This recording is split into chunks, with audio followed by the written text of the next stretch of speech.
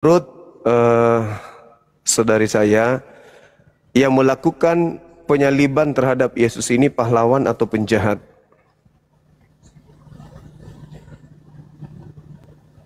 Ya, penjahat sih. Penjahat. Ya. Berarti ada tidak sesuatu yang kemudian Anda dapatkan dari kejahatan mereka? Ini yang mana dulu? Yang jahatnya Yang menyalib Yesus? ya ada sih memukul. Iya, maksudnya bermanfaat enggak kejahatan mereka ini untuk adik ini? Namanya siapa sih? Oh ya. Nama saya Mesia. Oh, Mesia. Nah, ada nggak manfaat dari kejahatan yang dilakukan mereka terhadap adik Mesia? Ya, setahu sih kejahatan itu ya menyalibkan Yesus. Ya, memukul. Bermanfaat enggak itu untuk adik Mesia? Kejahatan mereka? Ya, enggak sih, Bang. Kalau mereka nggak jahat, Yesus disalib nggak? Ya, enggak. Nah, kalau Yesus nggak disalib, adik ini selamat nggak? Ya, selamat. Caranya gimana? Caranya? Ya, dengan kasih. Berarti orang bisa selamat tanpa salib kan?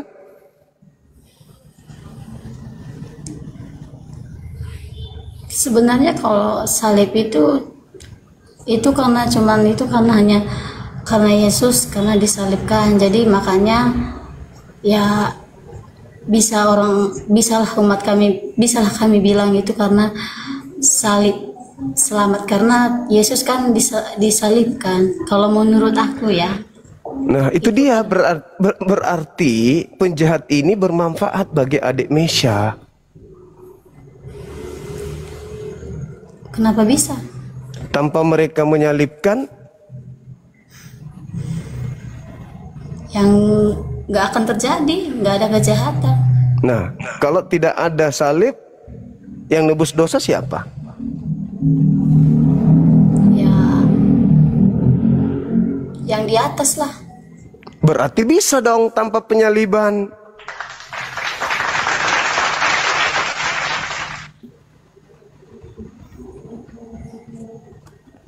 Kita bisa selamat tanpa penyaliban? Ya bisa. Kita kan selamat.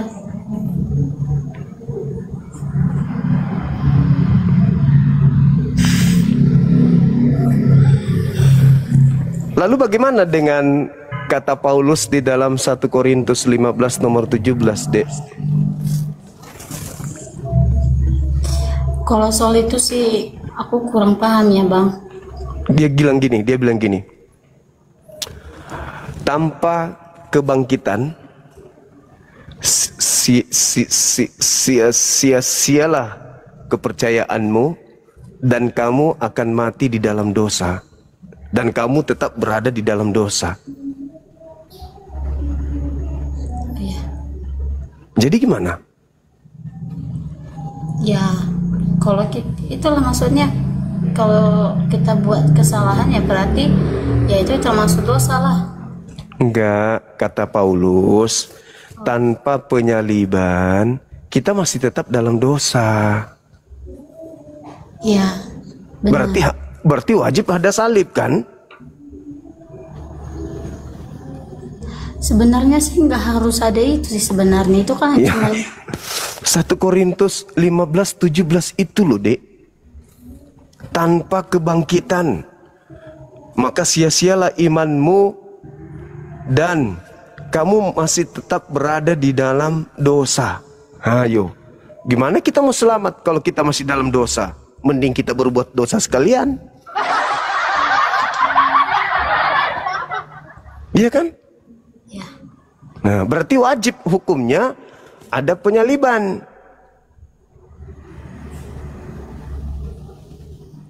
Ya itu dialah. Gimana? Gimana dong? Berarti ya yang kok kasetnya rusak. Yang menyalib Yesus itu berjasa dong buat adik siapa namanya tadi? Mesya. Iya, Mesya. Mesya. Gigi saya panjang jadi nyangkut-nyangkut dibuatnya. Mesya. Jadi tanpa penyaliban ya sia-sialah kemudian kehidupan adik Mesya ini. Berarti mereka yang menyalibkan Yesus itu pahlawan. Iya bang. Coba ucapkan bahwa iblis yang merasuki Yudas itu pahlawanmu. Maksudnya? Kan iblis yang merasuki Yudas sampai dia mengkhianat Yesus. Akibatnya Yesus ditangkap dan disalib. Ya, setahu aku sih kalau menurut aku sih bang, itu karena Yesus disalibkan karena dia menyelamatkan umat. Nah, itu dia. Berarti iblis yang merasuki Yudas itu berjasa untuk menyelamatkan umat. Ya, karena Berarti yang juru selamat ini siapa? Yesus atau iblisnya? Yesus bang. Loh, kan penyaliban itu terjadi karena iblis. Ya mungkin itu kan sejarahnya kan ya Yesus yang disalibkan, cuman itulah kenapa terjadi karena Yesus tadi kan membuat kedamaian dan menyelamatkan umat. Termaksud itulah tadi salah satu contohnya dia menyelamatkan yang kan yang buta bisa melihat. Iya, maksudnya kan tidak ada hubungannya itu. Yang jelek bisa cantik, yang ganteng bisa jelek. Itu tidak ada hubungannya. Sekarang permasalahannya, manusia itu selamat karena ditebus oleh Yesus di atas salib, kan gitu. Iya bang. Nah, Yesus itu disalib karena adanya iblis. Tanpa iblis, Yesus tidak disalib.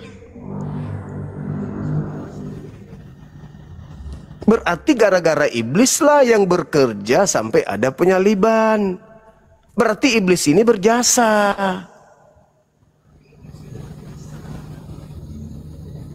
Ayo.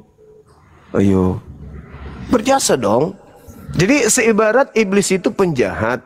Penjahat mengambil harta orang lain, kemudian membunuh orang tersebut, lalu harta dari orang yang dibunuh ini diambilnya dibawa ke rumah Mesya, ya kan? Akhirnya Mesya bisa beli rumah, bisa beli mobil dari hasil kejahatan. Nah sekarang yang melakukan pembunuhan dan merampas harta orang itu yang diberikan kepada adik ini, itu apa buat Anda? Pahlawankah atau penjahat?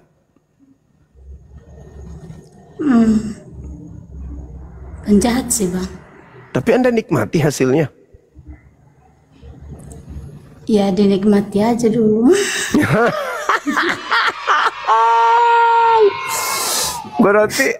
Berarti iblis yang mempersembahkan kurban di atas salib, Anda nikmati dulu hasilnya gitu.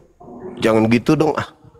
Masa Anda katakan orang itu penjahat, tapi di sisi lain Anda nikmati hasilnya. Masa Anda mengatakan penyalib Yesus itu penjahat, tapi Anda nikmati hasil salib. Gimana dong? Ya itu dia lah bang. Bingung ya? Iya, aku juga bingung. Mau nggak aku tuntun? Mau dituntun kemana? Kemana ya? Aku serius. Kamu? Ya buktikan. Kamu serius nggak? Ini suruh siapa dulu? Nah, tadi katanya mau dituntun. Iya, maksudnya kan banyak dituntut kemana, kan banyak mau dituntut ke apa? Ini pikirannya aneh-aneh. Enggak bang, ke jalan yang benar atau Ah, itu maksudnya. Dituntun ke jalan yang benar supaya bisa jadi bidadari nanti. bidadari surga.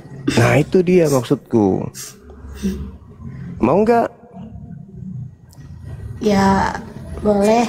Oke, pelan-pelan ya. Jadi gini.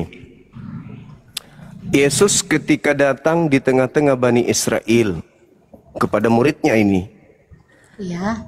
Bani Israel kan muridnya. Iya dong, orang Yahudi kan. Jangan tatap aku kayak gitu dong. Ah, berkedip kenapa? Hei, biasa aja natapnya, berkedip.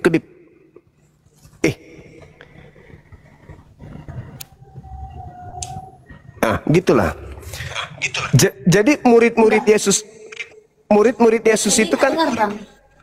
murid-murid. Nggak dengar tadi. Ya. Soalnya macet. Pakai Oke. wifi. Oh gitu. Kan murid-murid Yesus itu orang Yahudi kan? Ya.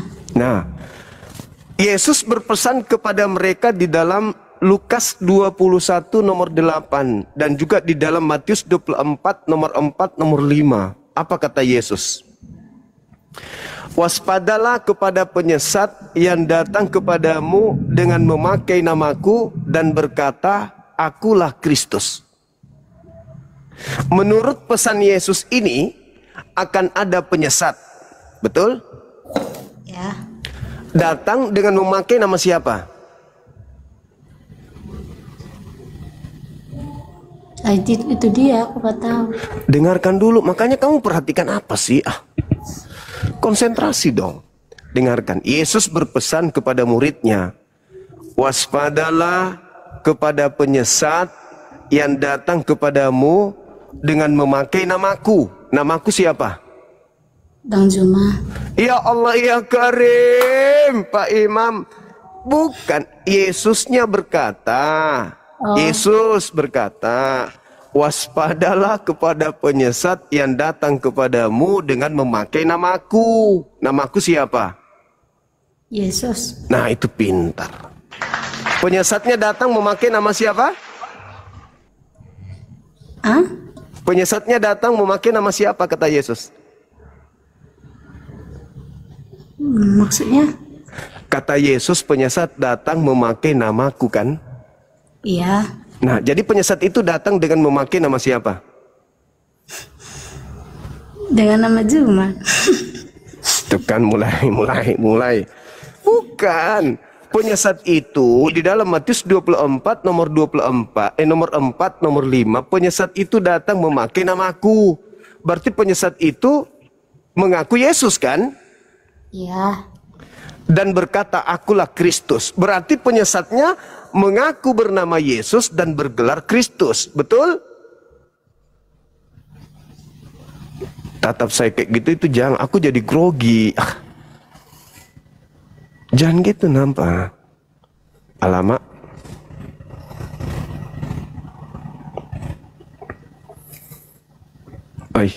Masalah generasi.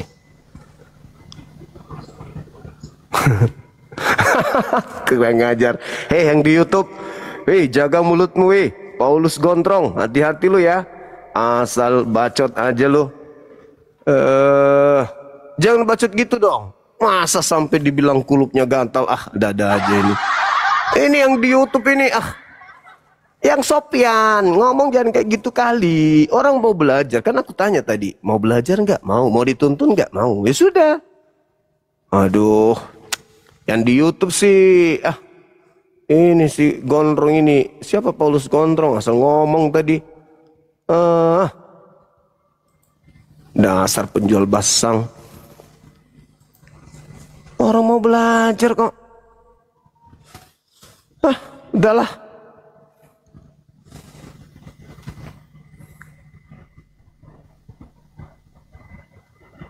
Oke.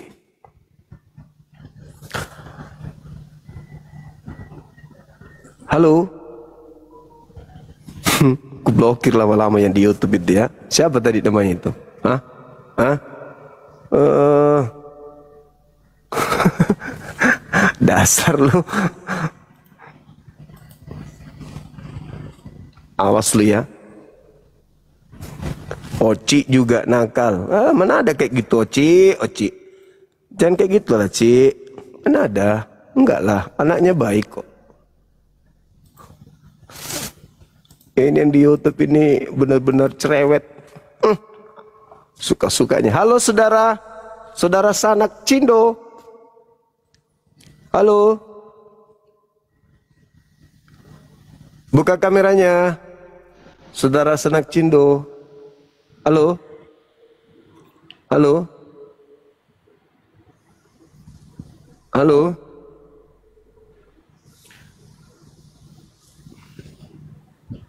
Kok diam-diam bang? Ngomong dong.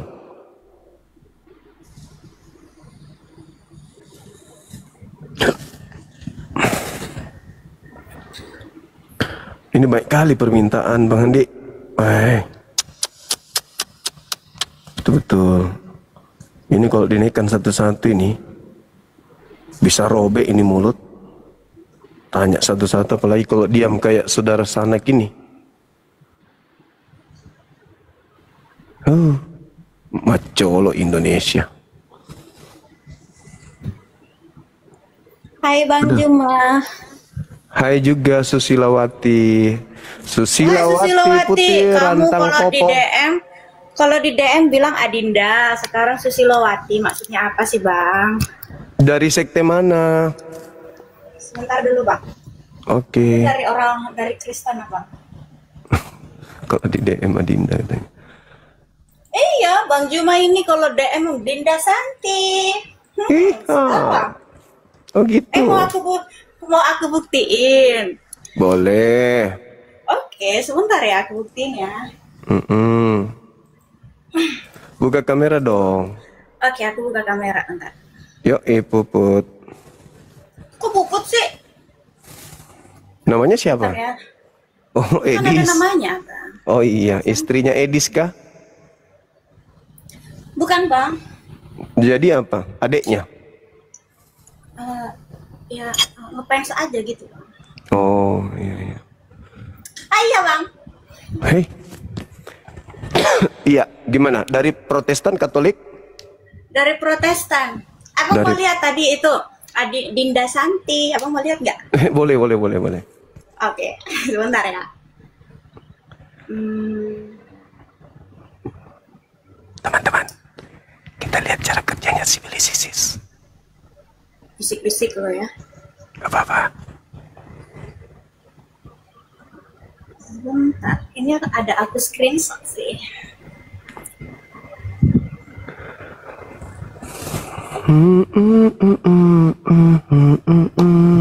Walah nggak bisa, minimal 480. Kok nggak bisa ya Bang? Apa tuh? Ini tadi screenshotan aku nggak bisa dinaikin. Kok bisa? Kenapa nggak bisa? Dia DM apa rupanya? Bentar dulu. Kok nggak bisa ya? Aku ada ini loh, ada pernah kirim nomor rekening. Itu ya? Enggak, bukan. Oh, kirain. Itu baru malam kemarin. Oh ya? Oh my god.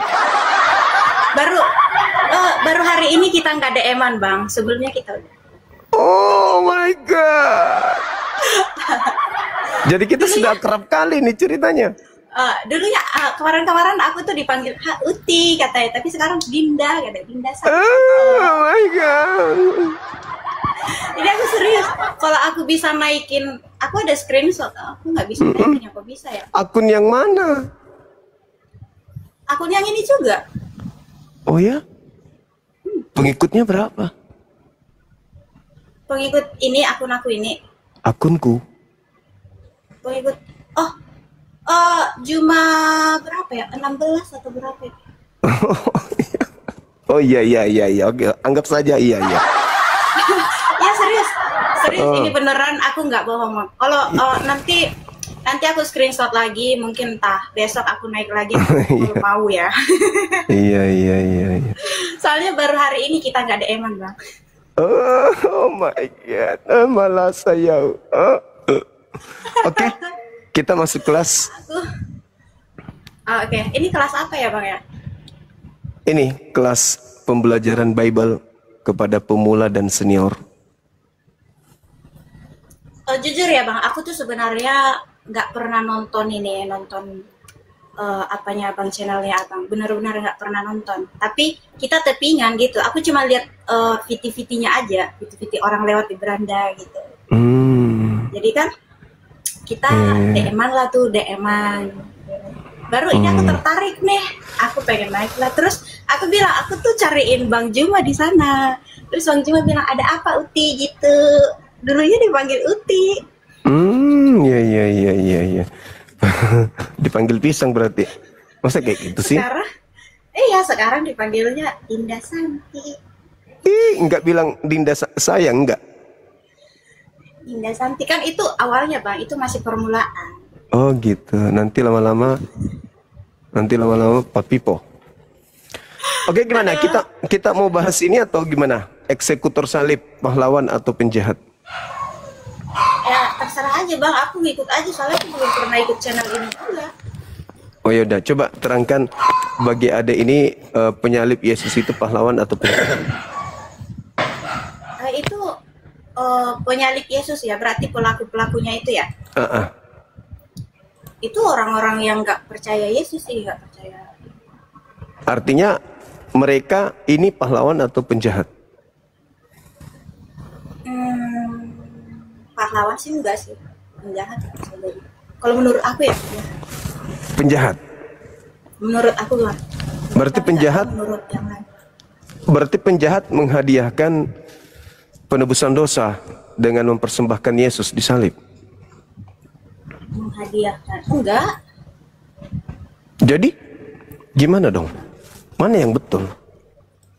Kan kalau tanpa mereka Yesus tidak disalib, tanpa mereka Yesus tidak disalib, tanpa Yesus disalib, ya saudari Santi ini tidak selamat. Gimana ya bilangnya ya? Tanpa penyaliban tidak ada keselamatan. Keselamatan. Iya. Iya, betul sekali, memang kalau itu memang betul sekali. Karena kan penyaliban ini terjadi juga untuk menyelamatkan umat manusia. Berarti pelaku penyaliban ini pahlawan. Bukan pahlawan. Jadi apa dong namanya? Kan dia yang menghadiahkan keselamatan dengan menjadikan Yesus itu sebagai korban di atas salib. Di sana tidak ada pahlawan. Masa sih penjahat dibilang pahlawan sih? Lah, faktanya sesuatu itu dikatakan pahlawan atau penjahat, kita lihat hasilnya dan manfaatnya. Kalau dia bermanfaat bagi manusia, maka pelakunya itu adalah pahlawan. Kalau tidak bermanfaat tapi merugikan, berarti dia itu penjahat. Sekarang pertanyaan saya, penyaliban itu menguntungkan atau merugikan bagi Kristen? Ya penyaliban itu keuntungan. Berarti pahlawan. Karena kan yang disebut itu kan pahlawan. Bukan disebut mereka itu adalah pahlawan. Iya, karena gimana dong ceritanya? Anda mendapatkan keuntungan dengan cara penyaliban. Keuntungannya kan keselamatan dari Yesus kan, bukan dari pahlawan itu. Iya, tapi kalau tanpa mereka kemudian melakukan eksekusi mati terhadap Yesus di salib, gimana caranya dosa Anda ditebus?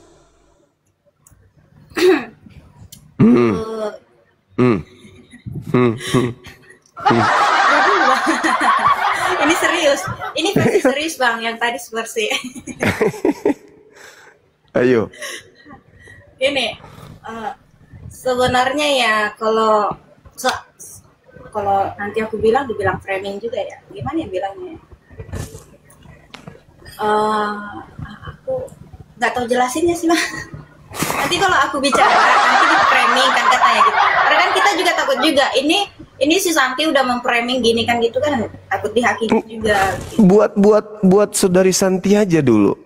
selamat, nyaman hidup, mendapat keselamatan dari upah yang dilakukan kemudian oleh Yesus mati di atas tiang salib. 1 Korintus 15:17, tanpa kebangkitan sia-sialah imanmu dan kamu masih tetap hidup di dalam dosa. Berarti sangat bermanfaat penyaliban itu.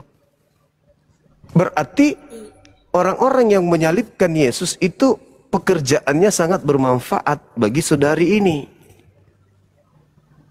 Berarti mereka pahlawan atau penjahat? Mereka nggak ada pahlawan, mereka tidak pahlawan kok abang.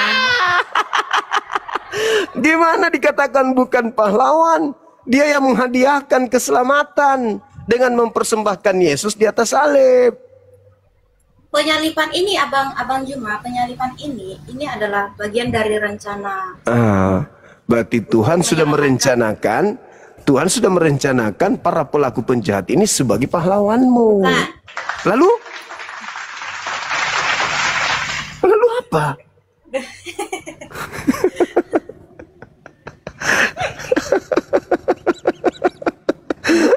Lalu apa dong?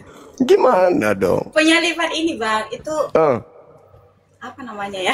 Apa itu? Apa namanya ya? Gimana dong? Gimana? Ini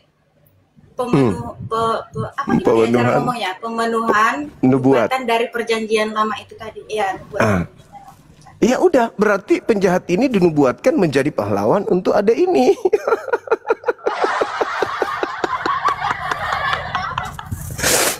Ya, ada itu bang, gimana? Tidak boleh gitu, itu namanya tidak tahu berterima kasih. Bukan. Gimana? Abang tahu apa? Kenapa Kenapa Yesus disalibkan itu? Karena itu kan adalah salah satu bukti kasihnya bahwa Bapa. Melalui kasihnya Bapa terhadap umat-umat manusia. Nah sekarang ada nggak Bapak mengajarkan bunuhlah Yesus? Ya enggak. Nah, yang mau Yesus dibunuh siapa? Ya itu penjahat. tadi kan Penjahat. Sudah bagian dari rencananya Bapak itu. Makanya saya tanya, di mana tertulis rencana Bapak itu membunuh Yesus? Ditanya, gini. Ayo. Kalau ditanya seperti ini ya, di mana tertulis gini ya? Jujur ya Bang, aku juga nggak ngerti lah di mana tertulis ya. Tapi yang sepengetahuan saya, yang dari dulunya saya ini adalah seorang Kristen yang mengikut-ikut ajaran Kristen ya kan. Iya, ikut-ikutan maksudnya. Iyalah. Pokoknya yang namanya seorang Kristen ya mengikuti ajaran Kristen kan. Iya, ajaran orang tua. Iya dong. Iyalah, ajaran siapa lagi? Coba lah. Ajaran siapa lagi? Nah sekarang pertanyaan kita kedua, lanjutan materi pendidikan kita malam ini. Oke, boleh. Iya, yang menginginkan penyaliban itu siapa? Iblis atau Tuhan? Penyaliban itu, yang menginginkan penyaliban itu enggak ada. Apa ya? Gini, masa sih? Yang menginginkan itu kan nubuatan lagi, fitnah lagi Tuhan, itu sudah nubuatan. Minta dalil nggak ada. Bukan. Gini loh Bang, tadi kan aku sudah bilang itu kan pengetahuan aku dari tadinya aku belajar. Kenapa sih Bang? Habis lu. Makanya abang dijaga, itu aja makanan aja nggak bisa dijaga, apalagi Santi, aduh. Kan konsentrasi lihat YouTube. Ayo. Yang menginginkan penyaliban iblis atau Tuhan? Yang menginginkan penyaliban itu siapa ya? Ayo. Menurut abang siapa? Iblis lah. Di Yohanes 8 nomor 37 sampai nomor 44, ketika orang-orang itu datang ingin membunuh Yesus, apa kata Yesus? Iblislah yang menjadi bapakmu sampai kau ingin membunuhku.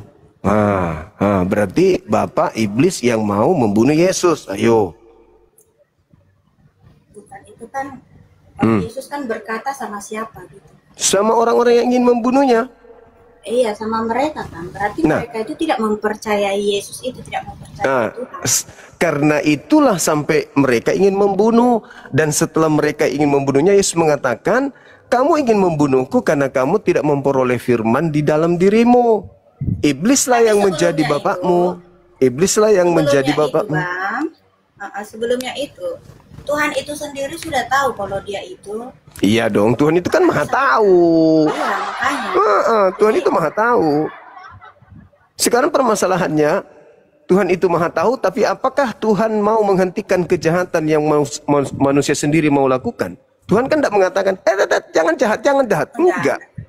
Iya kan? Enggak, iya benar. Benar, Nah. benar. Karena kan karena itu tujuan penyalipan itu adalah untuk keselamatan Apa? manusia. Itu ngarang lagi. Di mana Tuhan ingin menyelamatkan manusia dengan cara membunuh orang benar? Gini, Bang. Sebelum ada penyalipan Yesus itu, manusia itu kan sudah berdosa tuh. Nah, ini fitnah lagi nih. Dengar Dari dulu. di mana Anda Dengar dapatkan dulu, itu? Di Bang. mana Anda dapatkan Makanya ilmu dari? aku ngomong dulu, Bang. Nanti kan kalau memang Dari tidak- orang tua lagi, tidak orang tua lagi yang ngajarin. Dengar dulu, Bang Juma. Iya, saya dengar, Please, saya dengar. Jangan Siap, seperti siap, aku siap. maaf banget ya, Bang. Jangan seperti Bang Rasid yang ngomongnya itu yang kita nggak dikasih ngomong gitu, Bang. Iya, kalau saya kasih Aku ini- ngomong. Ya, aku ini baru pertama kali naik ke room ini, terus aku juga baru pertama kali nonton ya, Bang ya. Nonton Tapi jujur ya, Dek. Ini baru pertama kali. Saya bilang samamu, kalau kau pakai hijab jilbab gitu kau cantik, serius. Oh, ada fotonya, mau aku liatin, Bang. Nggak usah. Nggak usah. Ya sudah, lanjut. Aku sudah pernah jadi Islam, Bang. Iya. Udah, nggak apa-apa, nggak usah kita bahas itu masa lalu. Tapi tidak ada yang membawaku, tidak ada yang menuntunku, bahkan tidak ada yang membimbingku. Aku sendiri yang pergi ke sana. Ya udah, kalau gitu tiap malam aja naik kau kesini bertanya sedetail mungkin. Ya. Nah, sekarang kita tuntaskan dulu materi malam ini. Oke, boleh. Ya. Jadi yang menginginkan kematian terhadap Yesus itu iblis atau Tuhan? Nggak tahu lah aku, Bang.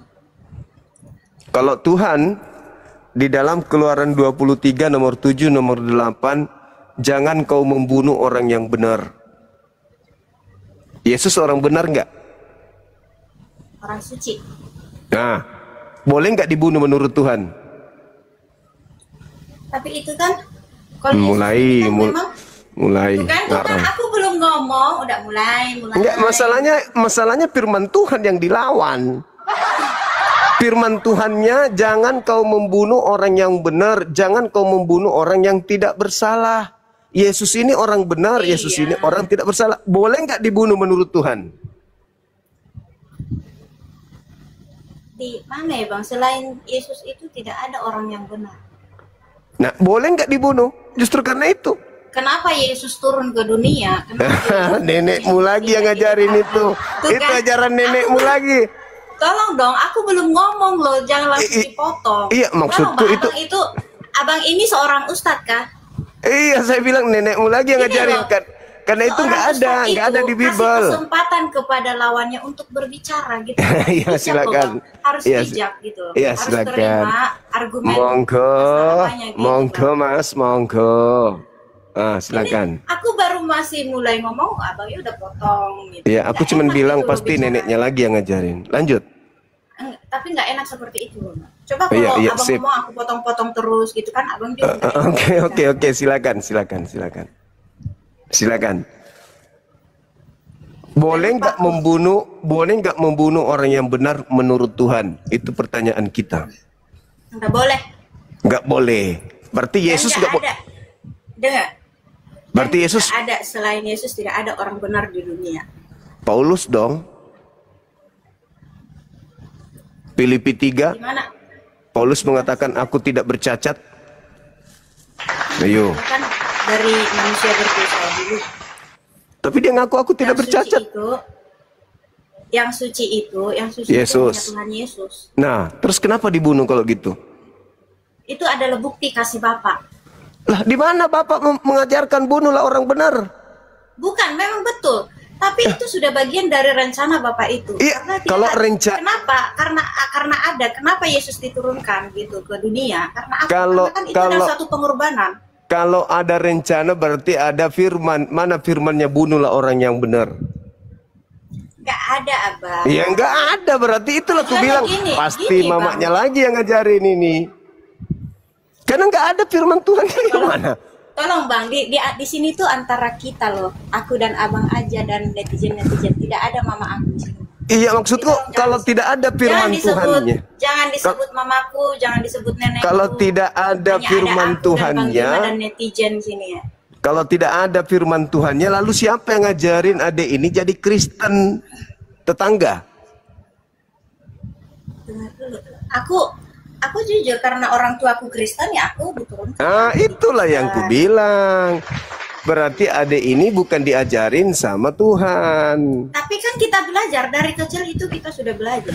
Nah, sekarang kalau belajar, mana hasil dari belajar itu bahwa Tuhan mengajarkan membunuh orang benar? Enggak ada di. Enggak ada, ya sudah, enggak ada berarti. Enggak ada. Berarti membunuh Yesus itu adalah keinginan setan, bukan keinginan Tuhan. Ya udahlah Bang, lanjutlah lagi Bang. Begitu, ya. Gimana? Besok kita lanjut? Besok lagi ya? Besok lagi aku naik ya Bang. Iya, silakan. Soalnya udah ada yang ini. Iya, oke. Ya udah, Silakan. makasih banyak ya Bang waktunya. Makasih. Bang Baginda. Siap.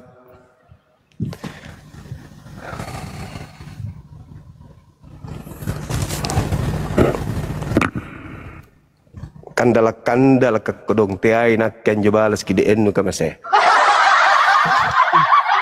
Tiay nakke, to jenga sumpak kodong tiay nakke. Halo, selamat malam. Halo. Halo, malam. Malam. Bisa buka kameranya, Ibu? Iya, bentar ya. Kasih.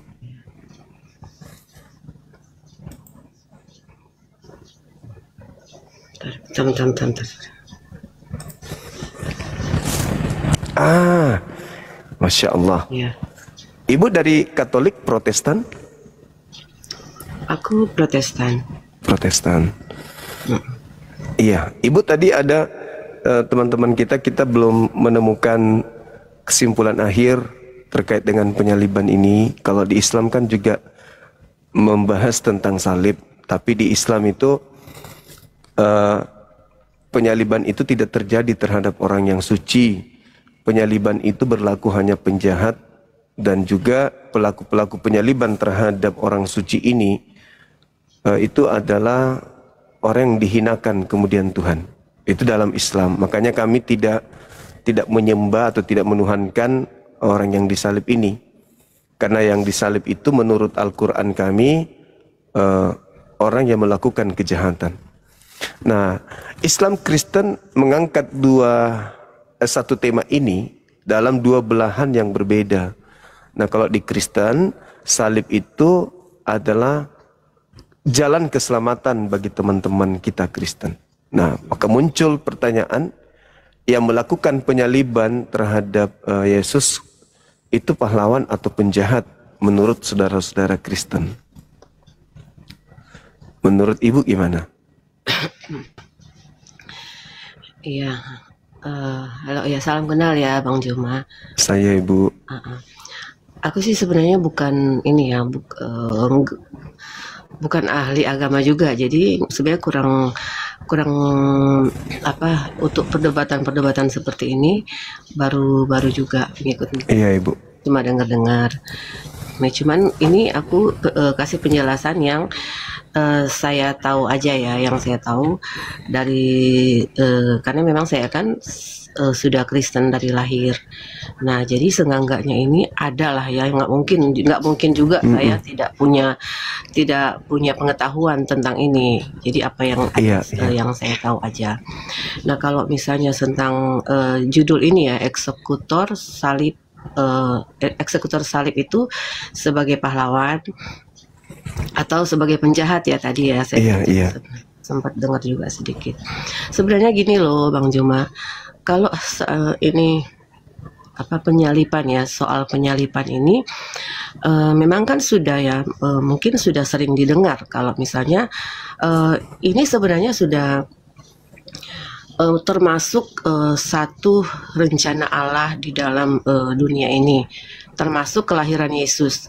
Kelahiran Yesus serta penyalipan Yesus ini adalah sudah masuk di dalam rencana Allah dari jauh sebelum Yesus ada.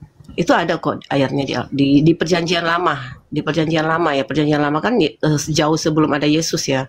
Dan di situ ada ayat-ayatnya tentang adanya anak manusia yang teriak-teriak minta tolong, itu sebagai penyalipan itu ada di situ, ada di ayat-ayat perjanjian lama. Nah, kalau misalnya penyalipan Yesus yang dilakukan oleh tentara-tentara Romawi itu, nah mungkin yang jadi pertanyaan, tentara-tentara Romawi ini apakah bisa kita sebut pahlawan atau penjahat gitu ya. Nah, jadi dengan apa yang saya sebutkan tadi ya, di mana ini adalah suatu rencana besar Allah buat kita manusia. Nah, karena ini sudah masuk di rencana Allah itu sendiri, nah makanya kita sebagai umat manusia, bukan ranah kita untuk menentukan mereka itu pahlawan atau penjahat. Jadi ini adalah urusan mereka dengan mereka berurusan dengan Allah sendiri, karena ini Allah kan yang membuat semuanya ini kan. Bisa dibilang ini adalah skenario Allah ya di dunia ini untuk Yesus dan manusia. Nah, jadi kita tidak pernah harus nggak pernah ada kepikiran sama sekali, dan memang nggak pernah ada untuk harus mikirin mereka itu pahlawan atau penjahat, karena buat kita tuh itu nggak penting banget. Karena di sini kan yang penting buat kita penyalipan itu memang harus terjadi, karena kalau tidak terjadi penyalipan, berarti rencana Allah tidak terjadi dong di dunia ini ya. Nubuat yang sudah direncanakan Allah tidak terjadi kalau sampai tidak ada penyalipan. Nah, makanya kita memang fokus di penyalipan itu sendiri, bukan di mereka sebagai pahlawan atau penjahat. Karena itu seperti saya bilang tadi, ini mereka yang tentara Romawi ini dia berurusan dengan Allah gitu loh, bukan kita sebagai manusia. Ya mungkin seperti itu. Karena kalau sampai tidak terjadi penyalipan, nah Allah kita tidak bisa Yesus itu sebagai juru selamat kita. Kalau misalnya seperti Yesus bisa dibilang sebagai juru selamat karena sudah terjadi secara sempurna karena dia sudah mati, dia bangkit dan dia naik ke surga. Nah, itu sudah terjadi secara sempurna. Jadi tidak ada lagi yang harus kita perdebatkan ya. Mungkin itu aja kali Bang Juma yang bisa saya sampaikan. Oke, boleh saya bernarasi, Bu? Boleh ya? Boleh. Oke. Jadi ketika Islam itu berbicara salib, maka diawali dengan adanya sebuah kitab yang bernama Al-Quran, surah Al-Ma'idah dan juga surah An-Nisa. Barulah Islam itu punya hak berbicara mengenai salib. Saudara-saudara Kristen berbicara salib dan tahu tentang salib setelah saudara Kristen kemudian menerima Bible, kan gitu ya Bu ya. Jadi kita Islam dan Kristen itu bukan pelaku dalam hal penyaliban ini, bukan oknum-oknum yang kemudian hadir sebagai orang yang melakukan aktivitas yang menghantarkan Yesus pada penyaliban. Siapa mereka yang hadir pada yang ada pada prosesi penyaliban ini? Yang pertama orang Farisi, yang kedua ahli Taurat, yang ketiga imam-imam kepala, yang keempat mahkamah agama. Mahkamah agama, ahli Taurat, imam-imam kepala, orang Farisi, ini adalah orang yang sudah ahli di bidangnya. Mereka lah yang paham tentang kitab mereka, yaitu kitab Tanakh, Taurat, Ketubim, Nevi'im. Islam Kristen di luar garis, yang punya kitab adalah mereka. Ketika mereka kemudian melihat Yesus melakukan banyak mukjizat, Yesus maupun mereka, imam-imam kepala mahkamah agama, orang Farisi, dan juga mahkamah agama, itu tidak pernah sedikit pun berpikir bahwa Yesus ini kita salibkan karena sesuai dengan kitab kita yang sudah dinubuatkan. Dan Yesus pun tidak pernah bertemu atau bercakap dengan mereka para eksekutor, membahas tentang bahwa betul, saya memang harus kalian salibkan, karena memang itu sudah tertulis di kitab kita untuk menyelamatkan manusia. Mereka kompak, mereka sejalan, mereka saya sekata. Ada yang menyiapkan upacaranya, ada yang menyiapkan alat-alatnya, ada yang menyiapkan eksekutornya, ada yang menyiapkan kemudian palang kayunya untuk kemudian disalibkan. Itu tak pernah terjadi. Nah, kemudian latar belakang awal terjadinya adanya keinginan penyaliban, ini di luar Islam, di luar Kristen, masih berbicara mengenai tuan rumah. Banyak orang yang kemudian melihat Yesus melakukan mukjizat, semisal yang membuat mereka terguncang itu adalah ketika Yesus menghidupkan kembali anak Maria, yaitu Lazarus, yang tertulis di dalam Yohanes 11 nomor 46, 45 dan sampai 57. Mereka melihat, wah hebat ini Yesus ini, wah luar biasa. Beberapa orang di antara orang Farisi kemudian datang melapor ke mahkamah, ke imam-imam kepala. Lalu imam kepala mengundang mahkamah agama. Lalu mereka melakukan rapat kilat. Sampai mereka mengatakan, apa yang harus kita lakukan? Yesus ini kalau kita biarkan kemudian untuk melakukan banyak tanda dahsyat mukjizat, maka akan semakin banyak orang yang percaya kepada Yesus. Dan kalau itu terjadi, maka orang Roma akan datang merampas tempat suci kita dan merampas bangsa kita. Ini masih terjadi pergulakan di antara tuan rumah sang pemilik kitab. Lalu imam kepala, yaitu Kayafas, tahun itu mengatakan di saat rapat itu, kalian tidak insaf dan kalian tidak mengerti bahwa adalah lebih baik Yesus satu orang mati daripada seluruh bangsa kita ini binasa. Maka tahun itu juga imam kepala Kayafas bernubuat bahwa Yesus harus mati untuk membebaskan bangsa Israel dari penjajahan Romawi. Di data nomor 53 dikatakan, maka mulai saat itu juga mereka sepakat membunuh Yesus. Jadi latar belakang pembunuhan yang terjadi, rencana pembunuhan adalah karena unsur ekonomi politik. Bukan untuk menyelamatkan dunia. Itu konsep dari gereja, dari Kristen muncul belakangan. Yang melatar belakangnya di TKP, itulah yang paling valid. Mereka sepakat membunuh Yesus karena takut bangsanya dirampas oleh Roma dan Yunani. Maka di data nomor 54, mulai saat itu Yesus tidak lagi muncul di hadapan mereka, melainkan dia pergi sebuah kota di Efraim. Di sana dia tinggal bersama dengan murid-muridnya. Itulah awalnya. Sehingga ketika mereka datang menangkap Yesus, apa kata Yesus dalam Lukas 22 nomor 52? Kata Yesus gini, sangkamu aku ini penjahat, penyamun, sampai kalian datang lengkap dengan pedang dan pentungan. Padahal setiap hari kamu melihat aku di dalam bait suci mengajar, tapi kalian tidak menangkap aku. Lalu Yesus tambahkan kalimatnya, oh iya, sekarang adalah saatmu dan sekarang saatnya kuasa kegelapan.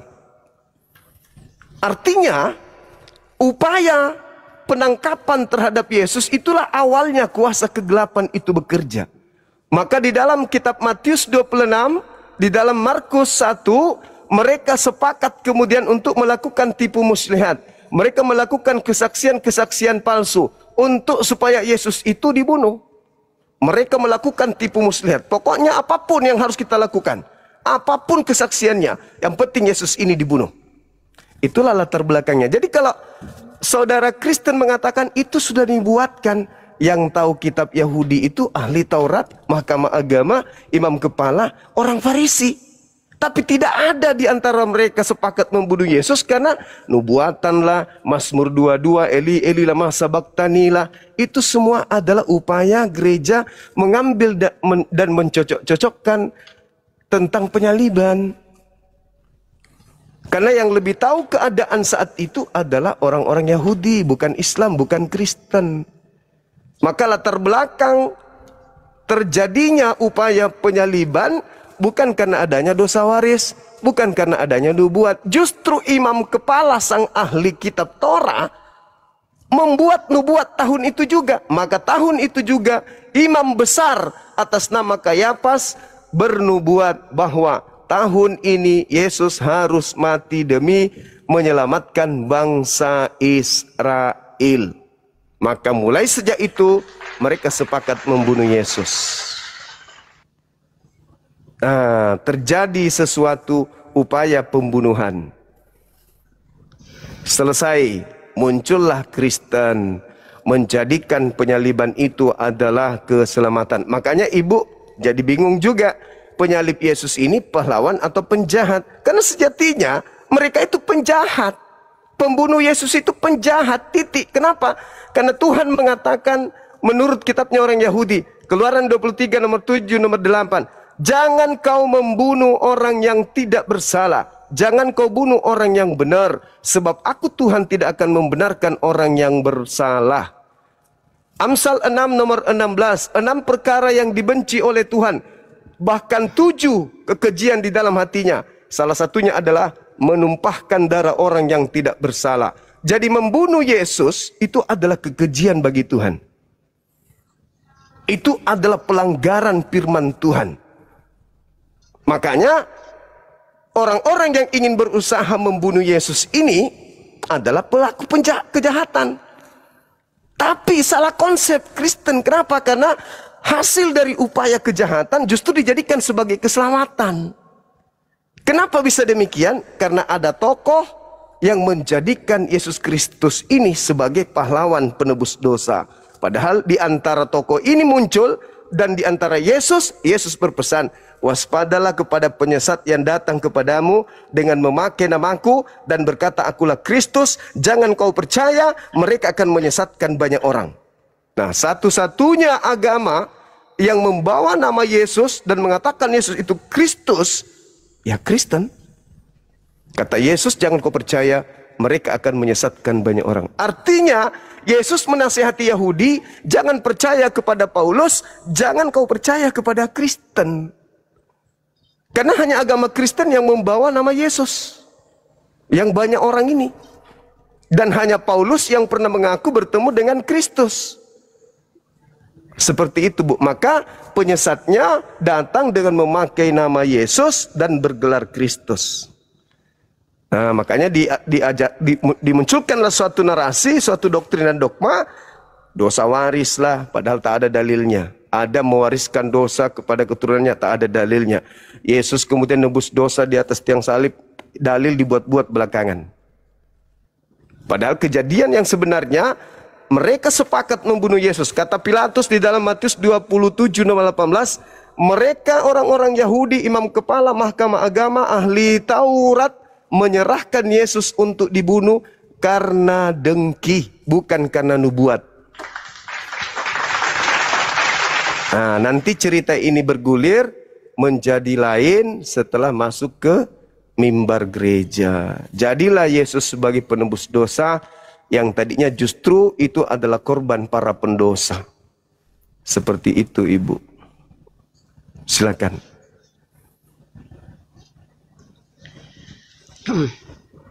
Oke, itu wah Bang Suma benar-benar ini ya, banyak sekali sudah belajar semua ya. Jadi benar-benar sudah belajar masuk banget ke Alkitab untuk mengetahui semua cerita seperti itu ya, cerita mengenai penyaliban Yesus, dan juga mungkin banyak hal-hal yang Bang Suma sudah tahu, sudah memahami isi Alkitab itu ya. Nah, kalau kayak Bang Suma bilang tadi, nanti kita jadi bingung kan, mau bilang dia pahlawan atau dia penjahat. Sebenarnya kita nggak ada yang bingung, mungkin dari pihak kalian yang bingung gitu, tapi kalau dari kita nggak ada yang bingung masalah itu, karena itu seperti saya bilang tadi, itu bukan ranah kita sebagai manusia. Nah, kalau yang Bang Suma ceritakan tadi soal prosesi penyaliban Yesus, ini semua kan ini kan saya bilang tadi, itu kan skenario Allah. Allah itu bisa berbuat apa saja, termasuk skenario apa prosesi yang terjadi itu semua sudah masuk di rencananya, dan itu semua pasti akan terjadi. Dia sudah tahu itu pasti terjadi. Nah, kalau misalnya memang misalnya ini tidak terjadi ya, dan itu pasti akan ada cerita seperti itu. Nggak mungkin tiba-tiba Yesus dibunuh gitu kan. Tidak mungkin dia tiba-tiba dibunuh, tidak ada proses apa-apa, tiba-tiba dia dibunuh. Itu tidak ada seperti itu. Pasti akan ada proses seperti yang disebutkan tadi, yang cerita tadi ya, yang Bang Suma sebutkan tadi, itu pasti ada seperti itu. Nggak mungkin tiba-tiba Yesus mati. Ya nggak mungkin kan, ada cerita seperti itu kan. Nah, begini loh. Nah, kenapa memang ini semua harus terjadi dan kita tidak fokus di situ. Kita tidak fokus di proses kematian Yesus itu seperti apa. Kita tahu cerita Yesus seperti itu kematiannya. Tetapi yang pokok di situ itu bukan itu. Yang penting buat kita, Yesus rencana Allah sudah digenapi dengan kematian Yesus, bahkan dia dibangkitkan dan dia sudah dinaik ke surga. Nah, yang menjadi fokus kita di sini begini loh.